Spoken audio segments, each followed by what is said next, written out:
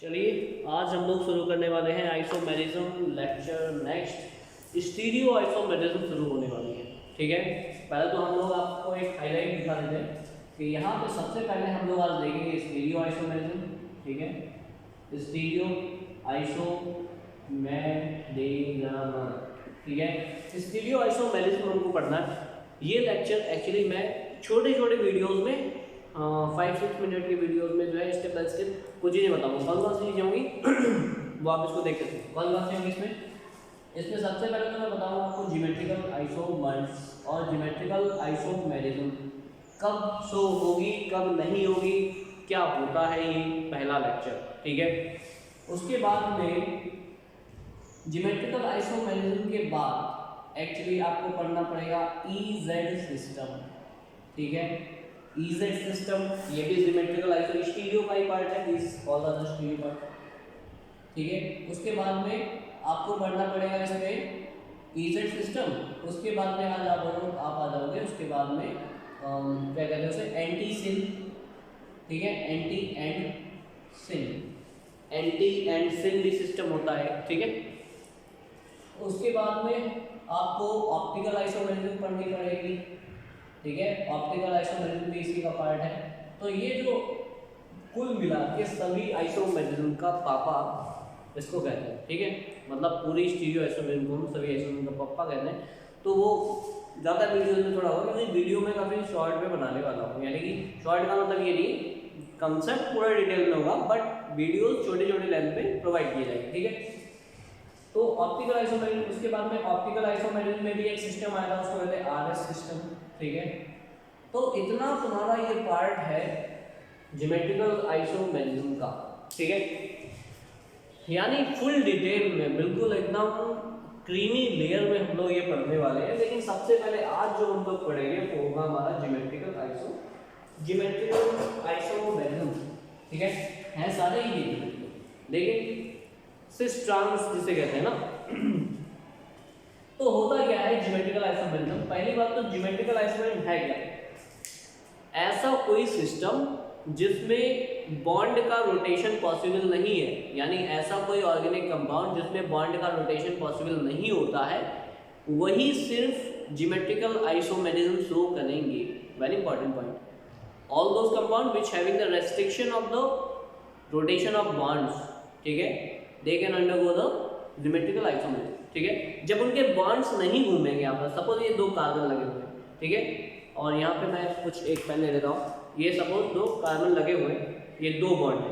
अगर मैं इसको ऐसे घुमाना चाहूँ, सपोज ये कार्बन दोनों है, इसको घुमाना चाहूँ तो ये रोटेट नहीं होगा। क्यों? क्योंकि डबल बॉन्ड, आपने देखो ना कि डबल नेल जो पील होती है उसको अगर आप रोटेट करना चाहो रोटेट नहीं होगा। ठीक है, रोटेशन ना होने की वजह से उनमें सिर्फ जो एलिमेंट्स होते हैं, जो ग्रुप्स लगे होते हैं, उन्हीं का रोटेशन पॉसिबल होता है, बल्कि ये जो कार्बन होते हैं डबल बॉन्डेड, उनका रोटेशन पॉसिबल नहीं होता है। ठीक है, तो ऐसे कंपाउंड जिनमें रोटेशन पॉसिबल नहीं होता है वही सिर्फ ज्योमेट्रिकल आइसोमेरिज्म शो करेंगे, जिनमें रोटेशन हो जाएगा वो ज्योमेट्रिकल आइसोमेरिज्म शो नहीं करेंगे। इसका मतलब क्या हुआ?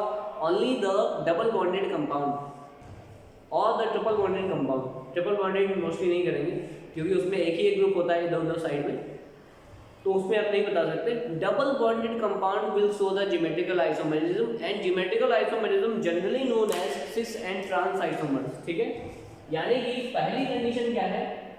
शोन बाय ज्योमेट्रिकल आइसोमेरिज्म जो होगी shown by those compound which having restriction of bond, which having restriction, ठीक है, इसमें क्या होगा? restriction of rotation, ठीक है, restriction of rotation of bond, ठीक है, जिसमें बॉन्ड का रोटेशन का रेस्ट्रिक्शन होगा। ठीक है, इस तरीके से हम लोग देख सकते हैं। उसके बाद नेक्स्ट क्या होगा? दूसरा ये होगा कि हम सिर्फ डबल बॉन्डेड कंपाउंड में ही ये देख सकते हैं, डबल बॉन्डेड कंपाउंड। ठीक है, डबल बॉन्डेड कंपाउंड में ही ये रेस्ट्रिक्शन हमें देखने को मिलेगा। ठीक है, जो डबल बॉन्डेड कंपाउंड्स एक्चुअली होते हैं उनमें हमें ज्योमेट्रिकल आइसोमेरिज्म देखने को मिलेगा। ऐसा क्यों हुआ वो भी देखेंगे। Triple bond mostly triple bonded compound triple bonded does not undergo the geometrical isomerism. Why? अब जब डबल बॉन्डेड कंपाउंड होगा तो जैसे कार्बन कार्बन के बीच में डबल बॉन्ड, तो कार्बन की 2 वैलेंसी फ्री होगी, ठीक है, इधर भी 2 वैलेंसी फ्री होगी। जब carbon carbon triple bond attach हो जाएगा तो एक ही वैलेंसी फ्री है, तो एक ही ग्रुप रहेगा, इधर x इधर y, इधर दूसरी रह सकता है A B C D, ठीक है। तो हमें क्या होना चाहिए, सिस ट्रांस, इसमें जो आइसोमर्स होते हैं एक्चुअली, इसमें जो आइसोमर होते हैं, जो ज्योमेट्रिकल आइसोमर होते हैं, उनको हम क्या कहते हैं, सिस एंड ट्रांस, ठीक है। मैं बिल्कुल बेसिक से लेके चल रहा हूँ और टॉप तक जाऊंगा, ठीक है। तो ज्योमेट्रिकल आइसोमर्स जो होते हैं वो 2 टाइप के होते हैं, एक होते हैं सिस आइसोमर्स, एक होते हैं ट्रांस आइसोमर, ठीक है। अगर हमारे फंक्शनल ग्रुप सेम है ना, मतलब अगर ग्रुप सेम साइड में लगे हुए हैं, अगर हमारे फंक्शनल ग्रुप एक ही जैसे ग्रुप अगर सेम साइड में आ रहे हैं तो उनको हम क्या कहेंगे, सिस आइसोमर, ठीक है। अगर एक जैसे ग्रुप अपोजिट साइड में आ रहे हैं तो उनको हम क्या कहेंगे, ट्रांस आइसोमर, ठीक है। अगर अपोजिट साइड में आएंगे तो ट्रांस आइसोमर और सेम साइड में आएंगे तो सिस आइसोमर, ठीक है, क्लियर। ओके, अब क्या होना चाहिए कि जो हमारा ज्योमेट्रिकल आइसोमर है एक्चुअली, इसमें मैंने क्या बताया कि सेम ग्रुप सेम साइड में होने चाहिए। And the most important point, this is very most important point, कि कभी भी सेम ग्रुप शुड नॉट, एक ही कार्बन पे अगर सेम ग्रुप आ रहा है, should not, same group should not at same carbon, मतलब ऐसा भी नहीं होना चाहिए कि ग्रुप अलग अलग लगे हैं लेकिन सेम ही ग्रुप पे अगर लग गए दोनों एक जैसे ग्रुप, तो भी वो ज्योमेट्रिकल आइसोमर शो नहीं करेंगे। We can check out with the examples, ठीक है। सपोज हमारे पास क्या करना है, हमें ब्यूट टू इन के आइसोमर्स बनाने हैं, ठीक है। हमारे पास क्या है example, but two yne, but two yne, ठीक है। कार्बन डबल बॉन्ड कार्बन, ये वाला कार्बन तुम्हें देखना है, ठीक है। और एक्चुअली ये कुछ स्ट्रक्चर ऐसा होता है इसका, यहाँ पे हाइड्रोजन, ये है ब्यूट टू इन। अब आप कैसे बनाओगे इसके आइसोमर, सबसे पहले क्या करोगे, डबल बॉन्ड कार्बन, ठीक है। हो सकता है ये ग्रुप ऐसे हो, 3D में होगा ना आगे पीछे, और कुछ ऐसा CH3, ठीक है, क्लियर। ऐसे स्ट्रक्चर में बना लो, डबल बॉन्डेड कार्बन के जो वैलेंसी है उनको ऐसे शो करना है, ठीक है, क्लियर। उसके बाद देखोगे इसमें एक तरफ देखो जरा H और CH3 अलग अलग ग्रुप आ रहा है, ठीक है, कोई बात नहीं। अब तुम ऐसे ऐसे भी देख सकते हो और ऐसे ऐसे भी देख सकते हो, you have to just look out at one side, यानी कोई भी साइड एक देख सकते हो। किसी भी एक साइड में अगर एक जैसे ग्रुप एक साइड में आ रहे हैं तो वो सिस आइसोमर। तो ये मैं अगर देखो यहाँ पे हाइड्रोजन इस साइड में सेम साइड, ठीक है, और ये वाले CH3 सेम साइड, तो ये क्या है, सिस ब्यूट टू इन है, यानी कि ये जो आइसोमर है वो सिस ब्यूट टू इन का आइसोमर है, ठीक है। ऐसे ही अगर मैं क्या करूं कि इसका ओरिएंटेशन कुछ ऐसे बना लूं, CH3H CH3H, इसमें जरा देखो यहाँ से भी सेम साइड में नहीं आ रहा और इधर से देखोगे तब भी सेम ग्रुप सेम साइड में नहीं आ रहा। तो इसका मतलब जब किसी भी साइड से सेम ग्रुप ना आए तो उसको हम क्या कहेंगे, ट्रांस आइसोमर। यानी कि ये क्या है, ट्रांस आइसोमर है। किसका ट्रांस आइसोमर है, ब्यूट टू इन का, ठीक है, समझ गए होंगे आई होप।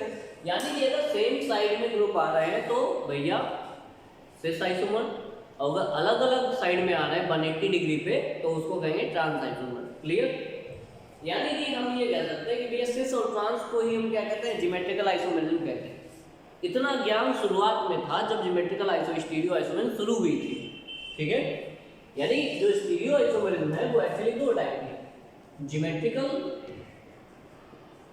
एंड दूसरी है ऑप्टिकल, ठीक है। पहले हम लोग ज्योमेट्रिकल समझेंगे और फिर ऑप्टिकल पे जाएंगे, क्लियर। अगर आप लोगों ने पहली बार वीडियो को लाइक किया, हमारे जो विजिट किया इस चैनल को, तो प्लीज़ आप चैनल को आई मीन जो ये वीडियो है इसको पूरा देखें, ठीक है। I hope you will find some special characteristics regarding with the topic and I hope you will enjoy the video. तो चलिए शुरू करते हैं। 1 मिनट।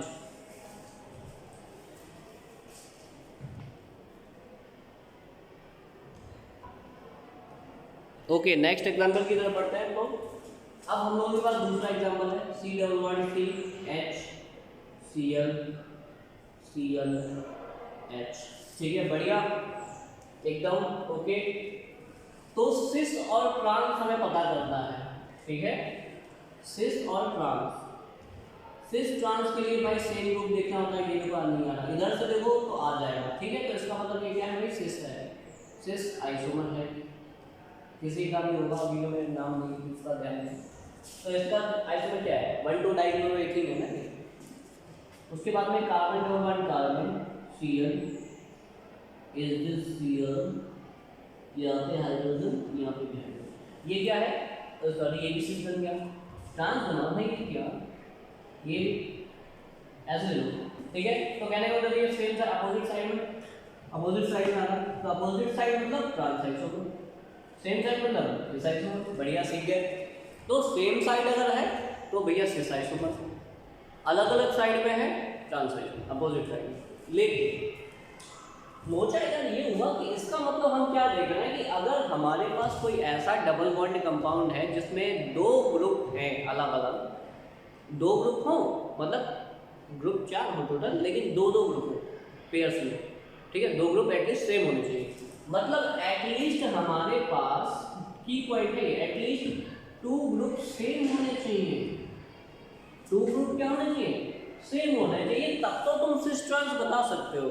लेकिन अगर तुम्हारे पास कभी ऐसा हुआ कि भाई अलग अलग ग्रुप आ गए, तो आप वहां पे सिस और ट्रांस नहीं बता सकते, ठीक है, क्लियर। अब यहाँ पे जरा थोड़ा और ज्ञान बटोर लेते हैं। अगर कभी ऐसा आ जाए, if a carbon having same group,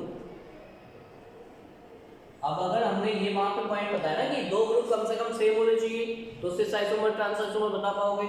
लेकिन एक कंडीशन ये आ गई कि दोनों ग्रुप सेम तो होने चाहिए, लेकिन अलग अलग कार्बन पे होने चाहिए, सेम कार्बन पे 2 ग्रुप सेम नहीं होने चाहिए। जैसे मान लो कि मेरे पास कार्बन डबल बॉन्ड कार्बन, यहाँ पे CH3, यहाँ पे CH3, यहाँ पे Cl, यहाँ पे Cl, ठीक है।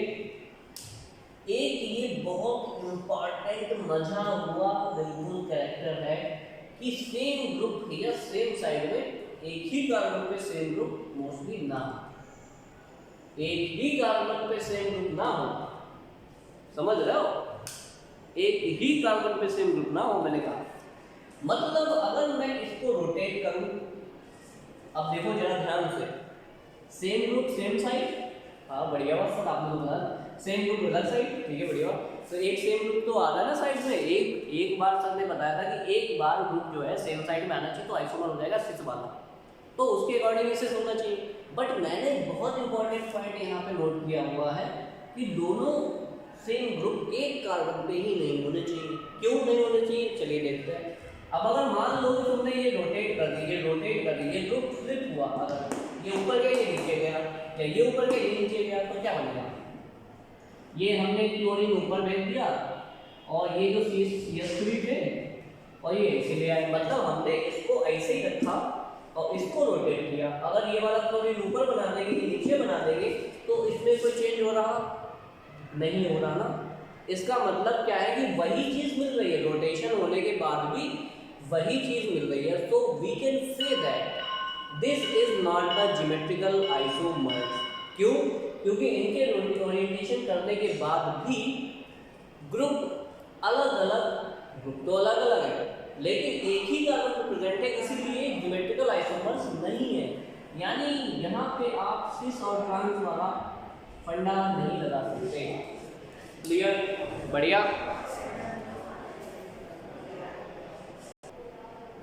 ओके, एक वीडियो आने वाला है, उसमें हम लोग क्या करेंगे, सारे ही प्रीवियस ईयर के जो क्वेश्चन है कंपटीशन लेवल को उठा करके करा देंगे आइसोमेरिक में, ठीक है। तो हम लोग क्या करने वाले हैं, जो पीछे भी एग्जाम्पल दिया था मैंने कि भाई ज्योमेट्रिकल आइसोमेरिक क्यों नहीं शो करेगा, क्योंकि एक ही कार्बन पे 2 सेम ग्रुप नहीं रहेंगे। अगर उनका रोटेशन होगा तो सेम बन जाएगा और वो एक दूसरे के आइसोमर थोड़ी ना है। जब ये सेम बन जाएगा तो फिर क्या फायदा है, इसका मतलब क्या है कि जब चेंज ही नहीं हो रहा है, कुछ ओरिएंटेशन के ग्रुप्स में चेंज नहीं हो रहा है, तो इसका आइसोमर नहीं कहा जाएगा। इसका मतलब है ज्योमेट्रिकल आइसोमेरिक तब नहीं शो होगी जब एक ही कार्बन पे 2 ग्रुप सेम लग जाएंगे। Clear point, very important. आपको दे देगा which one will not show the geometric isomerism, तो आप क्या करोगे, सेम साइड सेम जगह तो कर लोगे, तो वहाँ पे गलत हो जाएगा, तो इसका मतलब उसको हमें ध्यान से लिखना है, ठीक है। उसके बाद क्या होगा, एक इसका ड्रॉबैक कौन है कि भाई ज्योमेट्रिकल आइसोमेरिज्म जो होती है, geometrical isomerism will not shown by the geometrical isomerism जो है तब तो नहीं होंगे जब geometrical isomerism not shown by. Video को 1.5 to 2x की स्पीड पे आप देख सकते हैं, अगर आपको आता है, नहीं आता तो शुरुआत से देखो, बस 1.5 की स्पीड पे देख सकते हैं, मैं थोड़ा स्लो चल रहा हूँ, ठीक है। Geometrical isomerism not shown by the, क्या कहते हैं उसको, कुछ कंपाउंड तो नहीं होगी। कैसे कंपाउंड होने चाहिए, अगर कोई तुम्हारे पास ऐसा कंपाउंड है जिसमें डबल बॉन्ड तो है लेकिन सारे ही ग्रुप अलग अलग आ रहे हैं, ठीक है, ए बी सी डी, जैसे मान लो कि सी डबल बॉन्ड सी, यहाँ पे बी आर लगा दिया, यहाँ पे एच लगा दिया, यहाँ पे सी एस टी लगा दिया, यहाँ पे हमने सी एल लगा दिया। अब बताओ इसमें सिस ट्रांस बता के दिखाओ।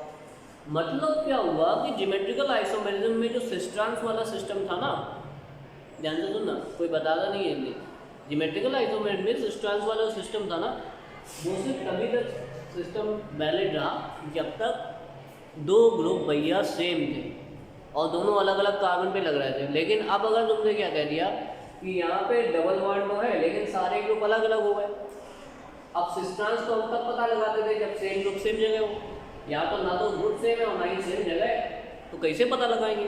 तो यहाँ पे ज्योमेट्रिकल आइसोमेरिज्म का जो सिस ट्रांस वाला फंडा था वो यहाँ पे हो गया समाप्त, और एक नया लॉजिक आया जिसको हमने कहा इजेड सिस्टम, ठीक है।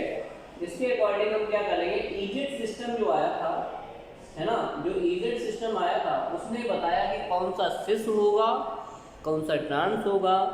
इजेड सिस्टम को पढ़ने के लिए हमको अपने नेक्स्ट वीडियो की तरफ चलना पड़ेगा, और आप लोग इसको पहले देखिए, उसके बाद आप इजेड सिस्टम वाला वीडियो देखेंगे। देख करके सारी आइसोमेरिज्म जो ज्योमेट्रिकल आइसोमेरिज्म है वो बिल्कुल एकदम स्टैंडर्ड क्वालिटी में खत्म कर दोगे। ये सारे पॉइंट्स अगर आपको पता हैं तो आप कोई भी क्वेश्चन ज्योमेट्रिकल आइसोमेरिज्म का छोड़ के नहीं आएंगे, ठीक है। I hope you all guys enjoy this video. If you like the video, like share subscribe, बुआ फूफा फूफी जो भी है सभी के साथ सब्सक्राइब कीजिए, और ज़्यादा से ज़्यादा चैनल को शेयर कीजिए, दोस्तों को बताएं, थोड़ा चैनल को सपोर्ट कीजिए, because this is very important for us. अगर सपोर्ट करते हैं तो अच्छी बात है, और नहीं करते हैं तो भी अच्छी बात है। खैर, thank you so much for watching.